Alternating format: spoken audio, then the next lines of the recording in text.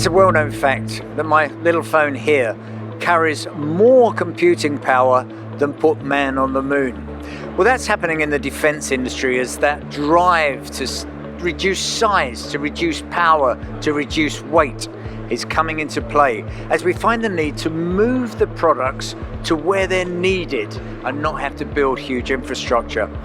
We've been looking at some of those things and how they work for us.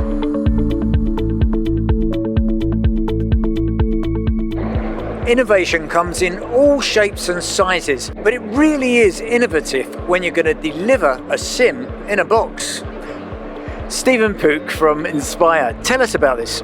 Okay, so I like the way you described it as a sim in a box. It seems to be the thing I do at the moment, is just trying to shove as much capability into as small a space as possible. But I guess the concept around it is that we are really focusing on trying to take training to where the trainees are going. You know, as our strategy across the UK military particularly is about deploying our forces and putting them into the places they need to be with the regeneration of our carrier strike capability. More and more of our customers and the trainees are going to be deployed, and therefore how do they access the simulation training that they require to keep them current and competent in their primary roles. So the problem we see is, currently big sims generally located in one place. Trainees have to go to that, but if your boat is the other side of the world, how do we maintain that currency? Sim in a box. So as we call it, the case system, a compact agile simulation equipment, but essentially it means you can take your simulation training with you wherever you deploy, and that allows you to maintain your currency in particular high-end training events that you might not be getting on a deployment or an operation. There are plenty of drones getting attention, but while some are larger than helicopters, others can fit in the palm of your hand. Give us a snapshot about this new nano drone. So this is Snapshot, this is the actual size of it. It's originally designed to be the simplest way of capturing aerial image. With a single button, autonomously it will fly up, capture images and come back to its user. Because of that autonomy, we're here at DSEI and focus on the defence industry, because this doesn't rely on GPS, doesn't rely on remote control, so this will fly whatever jamming, spoofing, denial we will have, and it will always get a frontline soldier imagery. Okay, so in terms of applications and use cases, what do you see this doing? We're finding lots and lots of different use cases, lots of ideas here, which is brilliant.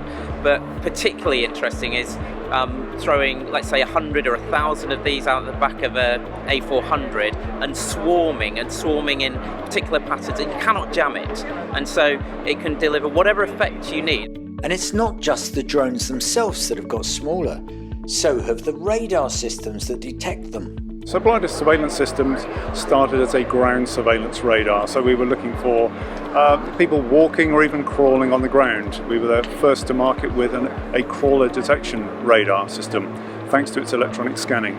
With our existing ground surveillance radar, we've recognized that mobility and the need to rapidly deploy our radar systems is key. And so we've tried to shrink the size of our systems. Our A800 radar here combines ground surveillance, coastline security and drone detection in a single small compact sensor.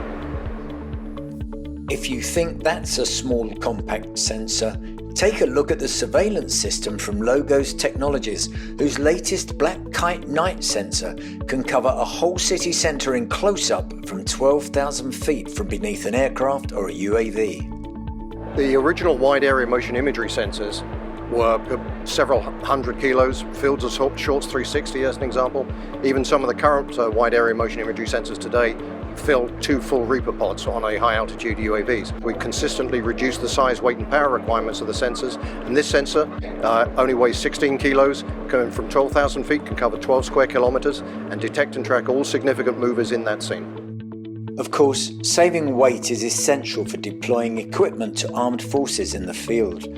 But while we're thinking of sustainability in electric vehicles, imagine taking your own mini power station in a box to charge those vehicles.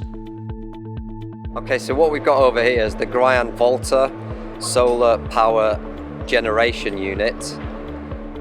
It's deployable within 30 minutes of touchdown, and using this piece of kit we can actually power up the EcoCharger quad.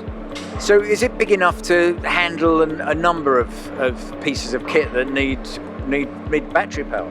Absolutely, and it can also link to other Gryan solar generation units, so it can power much larger locations. So there you are, it's sustainable and it works.